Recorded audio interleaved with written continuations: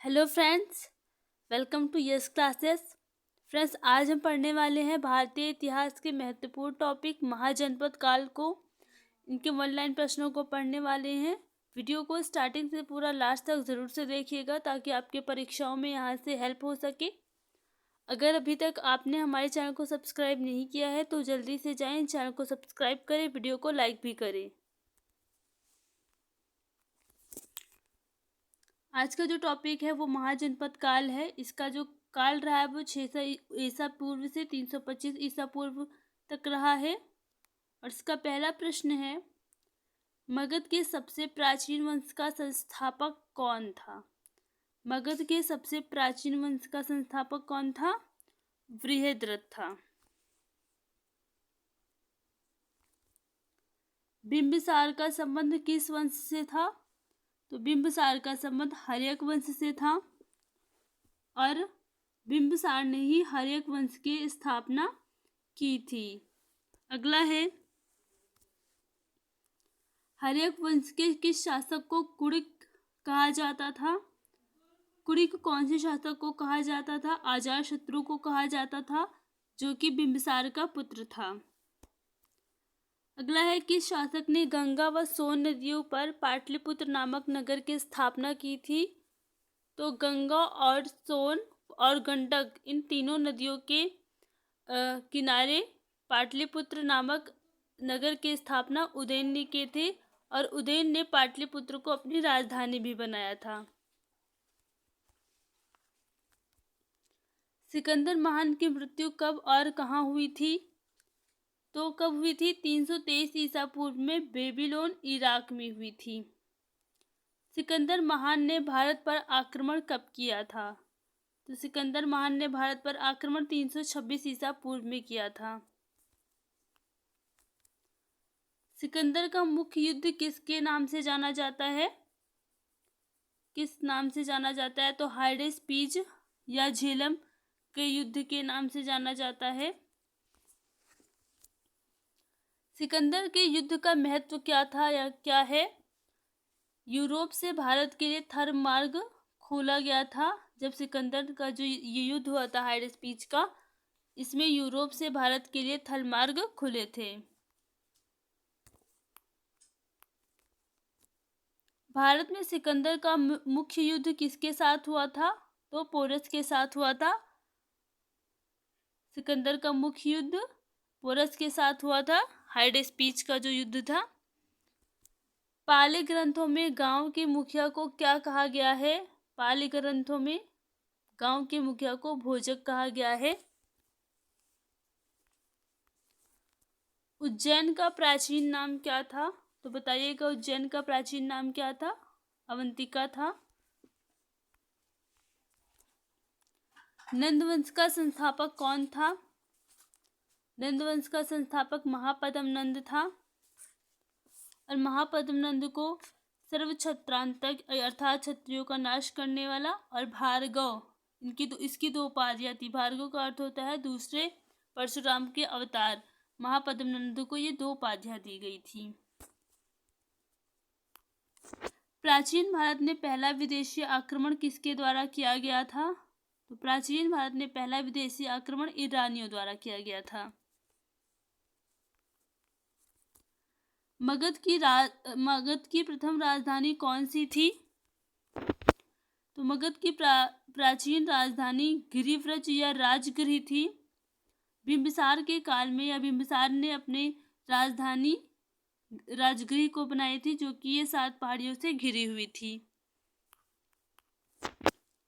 किस शासक ने सर्वप्रथम पाटलिपुत्र को अपनी राजधानी बनाया था? पाटलिपुत्र की स्थापना करके उदयन ने ही इसको अपनी राजधानी बनाया था। और तीसरी बौद्ध संगीति भी उदयन के काल में पाटलिपुत्र में हुई थी। पाटलिपुत्र में हुई थी लेकिन अशोक के काल में हुई थी। पहली अजातशत्रु के काल में हुई थी, दूसरी बौद्ध संगीति जो है वो कालाशोक के काल में हुई थी, तीसरी अशोक के काल में हुई थी। तो पाटलिपुत्र में हुई थी लेकिन अशोक के काल में हुई थी। 16 महाजनपदों की सूची में किस में शामिल है? तो 16 महाजनपदों की सूची अंगुत्तर निकाय में शामिल है। अगला है, मगध का कौन सा शासक सिकंदर का समकालीन था? तो याद रखिएगा, मगध का जो शासक धनानंद था ये सिकंदर का समकालीन था। धनानंद की ही हत्या करके चंद्रगुप्त मौर्य ने मौर्य वंश की स्थापना की थी। किसकी सहायता से? अपने गुरु चाणक्य की सहायता से। अगला है, प्रथम ईरानी शासक जिसने भारत में कुछ भाग अपने अधीन कर लिया था वह कौन था? तो डेरियस ने भारत के कुछ भाग को अपने अधीन कर लिया था। नंद वंश का अंतिम सम्राट कौन था? धनानंद जो है वो नंद वंश का अंतिम सम्राट था। अगला है,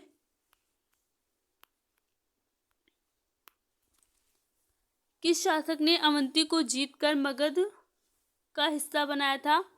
शिशुनाग ने अवंती को जीतकर मगध का हिस्सा बनाया था। शिशुनाग वंश की स्थापना किसने की थी? तो शिशुनाग ने की थी। किसको मार करके की थी? तो हर्यक वंश के राजा नागदशक को मार करके शिशुनाग वंश की स्थापना की थी। अगला है, 6वीं सदी में भारत का सबसे शक्तिशाली राज्य कौन सा था? 6वीं शताब्दी में भारत का सबसे शक्तिशाली राज्य मगध था। किस शासक को सेनिया नियमित व स्थायी सेना रखने वाला कहा जाता है? तो नियमित और स्थायी सेना रखने वाला जो है वो बिंबिसार ने नियमित और स्थायी सेना रखी थी। भारत में मुद्रा का प्रचलन कब हुआ था? 600 ईसा पूर्व में भारत में मुद्रा का प्रचलन हुआ था। गृहपति का अर्थ क्या होता है? तो धनी किसान होता है। किस शासक ने राज्यारोहण के लिए अपने पिता की हत्या की तथा बाद में अपने पुत्र द्वारा मारा गया था? अजातशत्रु ने अपने पिता की हत्या करके राजगद्दी ले ली थी और अजातशत्रु ही अपने पुत्र उदयन द्वारा मारा गया था और उदयन उस राजगद्दी पर शासन करने लगा था। तो हर्यक वंश को पितृहंता शासन के रूप में भी जाना जाता है। विश्व का प्रथम गणतंत्र किसके द्वारा और कहाँ स्थापित किया गया? विश्व का प्रथम गणतंत्र लिच्छवी वंश द्वारा वैशाली में स्थापित किया गया था। महाजनपदों का उदय कब हुआ था? महाजनपदों का उदय 6वीं शताब्दी में हुआ था। किस जैन ग्रंथ में 16 महाजनपदों का वर्णन है जो अंगुत्तर निकाय से थोड़ा अलग है? भगवती सूत्र में है इसका वर्णन। भारत में पहला यूरोपीय आक्रमण किसके द्वारा किया गया था? तो पहला यूरोपीय आक्रमण यूनानियों द्वारा किया गया था। किस शासक को उग्रसेन कहा जाता है? तो याद रखिएगा, महापद्म नंद को उग्रसेन कहा जाता है। इसने एकराट और एक छत्र की उपाधि भी धारण की थी। सिकंदर के साथ भारत आने वाला इतिहासकार कौन था? तो हेरोडोटस जो है वो सिकंदर के साथ भारत आने वाला इतिहासकार था। काशी और लिच्छवी का विलय मगध साम्राज्य में किसने किया था? काशी और लिच्छवी का जो विलय है वो मगध साम्राज्य में अजातशत्रु ने किया था। अजातशत्रु का उपनाम क्या है? अजातशत्रु का उपनाम कुड़िक है और बिंबिसार का उपनाम क्या है? तो बिंबिसार का उपनाम श्रेणिक था। अगला है, अजातशत्रु किस धर्म का अनुयायी था? तो यहाँ सही कर दीजिएगा इसको, अजातशत्रु जैन धर्म का मत अनुयायी था और बिंबिसार भी जो है वो जैन धर्म का ही मत अनुयायी था। अजातशत्रु की हत्या किसने की थी? तो उसके पुत्र उदयन ने अजातशत्रु की हत्या कर दी थी। कब की थी? तो लिख लीजिएगा 400 ईसा पूर्व में। अजातशत्रु गद्दी पर कब बैठा था? 492 ईसा पूर्व में अजातशत्रु गद्दी पर बैठा था। धनानंद के बाद शासन किसने प्राप्त किया था? तो धनानंद के बाद मौर्य वंश की स्थापना चंद्रगुप्त मौर्य ने की थी। महाजनपदों में सर्वाधिक शक्तिशाली राज्य कौन कौन से थे? मगध, वत्स, कौशल और अवंती, ये चारों राज्य जो थे वो महाजनपद काल में सबसे सर्वाधिक राज्य के रूप में थे। हर्यक वंश कब से कब तक रहा था? तो लिख लीजिएगा 544 बीसी से 412 बीसी तक हर्यक वंश था। और उसके बाद शिशुनाग वंश आया जो कि 412 ईसा पूर्व से लेकर के 344 ईसा पूर्व तक रहा था। इसके बाद आया था नंद वंश। इसका जो शासन काल था वो था 344 ईसा पूर्व से लेकर के 324 या 23 ईसा पूर्व तक नंद वंश का शासक था। हर्यक वंश का सबसे प्रतापी राजा कौन था? हर्यक वंश का सबसे प्रतापी राजा बिंबिसार था। इसने 52 वर्षों तक जो है शासन किया था। जैन साहित्य में बिंबिसार को किस नाम से जाना जाता है? तो बिंबिसार को षडिक के नाम से जाना जाता था। बिंबिसार का विवाह किसके साथ हुआ था? महाकोष्ठा देवी के साथ हुआ था। बिंबिसार ने 3 विवाह किए थे। अपने राज्य की स्थिति को मजबूत करने के लिए इसने 3 विवाह किए थे। पहला विवाह जो था इसने महाकोष्ठा देवी के साथ किया था जो कि कौशल राज की पुत्री और प्रसेनजित की बहन थी। दूसरा विवाह इन्होंने किया था वैशाली की लिच्छवी राजकुमारी चेल्ला से, जिससे अजातशत्रु की प्राप्ति हुई थी या अजातशत्रु का जन्म हुआ था। और तीसरी पत्नी क्षेमा जो कि पंजाब के मद्रकुल की राजकुमारी थी। बिंबिसार को दहेज में 1 लाख रुपए वार्षिक आय वाला कौन सा प्रांत मिला था? तो काशी मिला था। और महाकोष्ठा देवी की मृत्यु उपरांत काशी जो है वो पुनः प्रसेनजित ने वापस ले लिया था। बिंबिसार की दूसरी पत्नी कौन थी? तो बिंबिसार की दूसरी पत्नी चेल्ला थी या छल्ला, इनको भी छल्ला के नाम से भी जाना जाता था। कुड़िक किसे कहा जाता था? कुड़िक अजातशत्रु को कहा जाता था। अजातशत्रु ने किस युद्ध में महाशिलाकंटक तथा रसमूथल का प्रयोग किया था? तो याद रखिएगा वैशाली के लिच्छवियों के साथ जब युद्ध हुआ था तब अजातशत्रु ने महाशिलाकंटक और मूसल जैसे मूसल का प्रयोग किया था। गंगा सोन और गंडक नदी के संगम पर उदयन ने किस नगर की स्थापना की थी? तो उदयन ने पाटलिपुत्र की स्थापना की थी जिसे अपनी राजधानी भी बनाया था। शिशुनाग ने किन राज्यों को मगध साम्राज्य का भाग बनाया था? शिशुनाग ने अवंती और वत्स को मगध साम्राज्य का भाग बनाया था। पुराणों में महापद्म नंद को कौन कौन सी उपाधियां दी गई थी? तो पृथ्वी का राजा, अनुलंघित शासक, सर्वछत्रांतक की उपाधि दी गई थी। अगला है धनानंद को ग्रीक लेखकों ने क्या कहा था? तो धनानंद को अग्रमीज और जैंद्रमीज के नाम से ग्रीक लेखकों ने इनका संबोधन किया था। सिकंदर ने पोरस को कौन से युद्ध में हराया था? तो हाइडेस्पीस झेलम नदी के तट पर जो हुआ था सिकंदर ने पोरस को हराया था। सिकंदर की मृत्यु कहाँ पर हुई थी? तो बगदाद के निकट बेबीलोन में सिकंदर की मृत्यु हुई थी। अवंती के शासक चंडप्रद्योत की चिकित्सा के लिए बिंबिसार ने किसे भेजा था? तो बिंबिसार ने किसे भेजा था? जीवक नामक राजवैद्य को भेजा था। तो यहाँ पे है राजवैद्य जीवक जो सही आंसर है। हिमालयी क्षेत्र के शासक क्या कहलाते थे? तो याद रखिएगा हिमालयी क्षेत्र के शासक को विराट के नाम से जाना जाता था। भूमि का माप करने वाला अधिकारी कौन होता था? जो भूमि की माप करता था उसे रज्जुग्राहक के नाम से जाना जाता था। अनाज की तौल का निरीक्षण कौन करता था? अनाज को तौलने के लिए द्रोण मापक नामक निरीक्षक रहता था।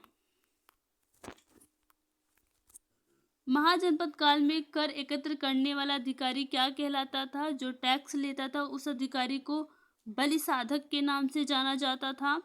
तांबे के सिक्के क्या कहलाते थे? तो तांबे के सिक्कों को शान के नाम से जाना जाता था। कथा सरित सागर के अनुसार उदयन का संबंध किससे बताया गया है? तो पांडवों से बताया गया है। उदयन का संबंध पांडवों से बताया गया है कथा सरित सागर में। बिंबसार के साम्राज्य में कितने गांव थे? तो बिंबसार के साम्राज्य में 80,000 गांव शामिल थे। बिंबसार की हत्या किसने की थी? तो उसके पुत्र अजातशत्रु ने की थी। उदयन द्वारा किसकी हत्या की गई थी? तो अपने पिता अजातशत्रु की हत्या की गई थी। महापद्म नंद का कौन सा पुत्र सिकंदर का समकालीन था? धनानंद जो है वो सिकंदर का समकालीन था। धनानंद का विनाश किसने किया था? चंद्रगुप्त मौर्य ने नंद वंश के शासक धनानंद का विनाश करके मौर्य वंश की स्थापना की थी। राजा के पुत्र के जन्म के अवसर पर महाजनपद काल में कौन सा कर लिया जाता था? तो दुग्ध धन लिया जाता था, दुग्ध धन नामक कर लिया जाता था। ईरान की अरमेइक लिपि से कौन सी लिपि अपनाई गई थी? तो खरोष्ठ लिपि जो है वो ईरान की अरमेइक लिपि से अपनाई गई थी। 6वीं शताब्दी ईसा पूर्व उत्तरी भारत कितने राज्यों में वर्णित था? तो 16 राज्यों में वर्णित था। अगला है, इन राज्यों की सूची किस बौद्ध ग्रंथ में दी गई है? तो अंगुत्तर निकाय में दी गई है।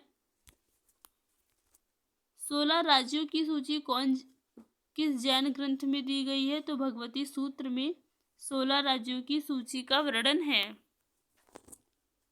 महाभारत तथा पुराणों के अनुसार मगध के प्रारंभिक राजवंश की स्थापना किसने की थी?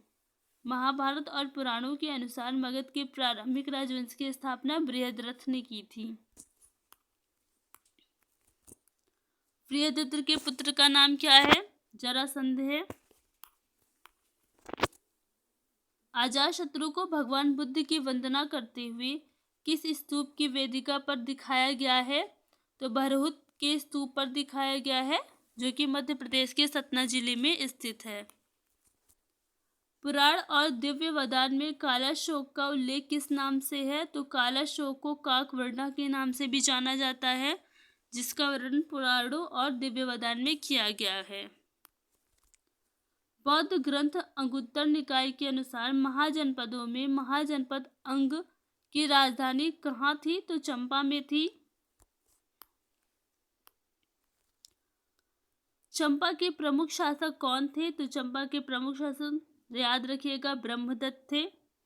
चंपा के वर्तमान क्षेत्र कौन से हैं? चंपा को वर्तमान में कौन से नाम से जाना जाता है? तो भागलपुर और मुंगेर का जो क्षेत्र था वो पहले चंपा के नाम से जाना जाता था। मगध महाजनपद की राजधानी कहाँ थी?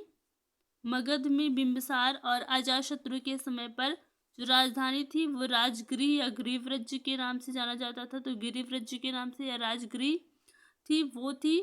उदयन ने पाटलिपुत्र को अपनी राजधानी बना लिया था। मगध के प्रमुख शासक कौन थे? बिंबिसार। अजातशत्रु जो है वो मगध के प्रमुख शासक थे। बिंबिसार ने 52 वर्ष तक शासन किया था और अजातशत्रु ने 32 वर्ष तक शासन किया था। मगध के वर्तमान क्षेत्र कौन से हैं? पटना, गया और शाहाबाद जो है वो मगध के वर्तमान क्षेत्र हैं। वज्जी महाजनपद की राजधानी कहाँ पर थी? तो वज्जी महाजनपद की राजधानी वैशाली में थी। वर्तमान क्षेत्र कौन से हैं? वैशाली,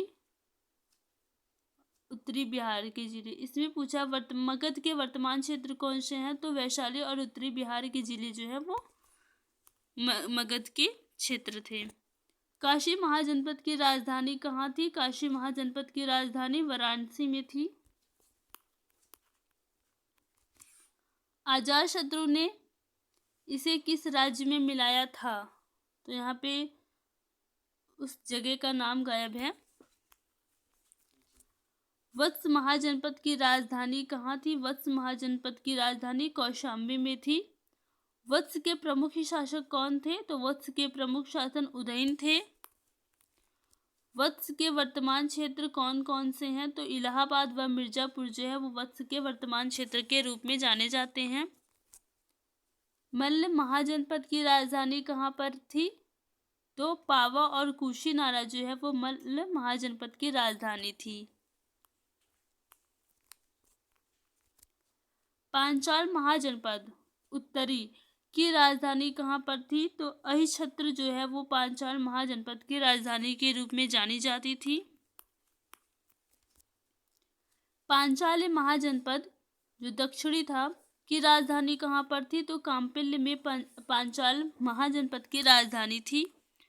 शूरसेन महाजनपद की राजधानी कहाँ पर थी? तो मथुरा में शूरसेन महाजनपद की राजधानी थी। इसके प्रमुख शासक कौन थे? अवंतीपुत्र जो हैं वो मथुरा के जो है प्रमुख शासक थे। शूरसेन महाजनपद के वर्तमान क्षेत्र कौन से हैं? तो शूरसेन महाजनपद के वर्तमान क्षेत्र जो है वो ब्रजमंडल के हैं। कुरु महाजनपद की राजधानी कहाँ पर थी? तो याद रखिएगा हस्तिनापुर में कुरु महाजनपद की राजधानी थी। कुरु महाजनपद के वर्तमान क्षेत्र कौन से थे? तो हरियाणा व दिल्ली का जो यमुना का क्षेत्र है वो कुरु महाजनपद के वर्तमान के क्षेत्र थे। मत्स्य महाजनपद की राजधानी कहाँ पर थी? तो मत्स्य महाजनपद की राजधानी विराटनगर में थी। मत्स्य महाजनपद के वर्तमान क्षेत्र कौन कौन से हैं? तो याद रखिएगा अलवर, भरतपुर और जयपुर जो है वो मत्स्य महाजनपद के वर्तमान क्षेत्र हैं। अवंती महाजनपद उत्तरी भाग की राजधानी कहाँ थी? उज्जैनी में थी। अवंती महाजनपद जो कि दक्षिणी भाग की राजधानी कहाँ पर थी? तो माहिष्मती अवंती महाजनपद की राजधानी थी।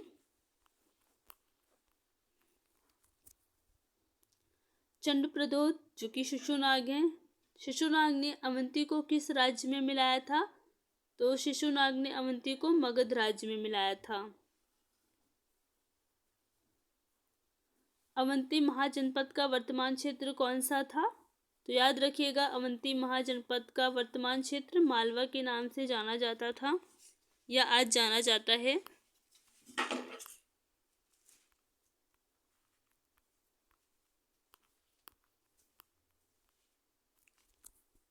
चेदी महाजनपद का वर्तमान क्षेत्र कौन सा है? चेदी महाजनपद का वर्तमान क्षेत्र बुंदेलखंड है। अशोक महाजनपद की राजधानी कहाँ थी? तो याद रखिएगा अशोक महाजनपद की राजधानी पोतन में थी। दक्षिण भारत में स्थित एकमात्र महाजनपद कौन सा था? तो अस्मक जो है वो दक्षिण भारत में स्थित था। अस्मक का वर्तमान क्षेत्र कौन सा है? तो नर्मदा और गोदावरी नदी के मध्य का स्थान जो है वो अस्मक का क्षेत्र कहलाता था।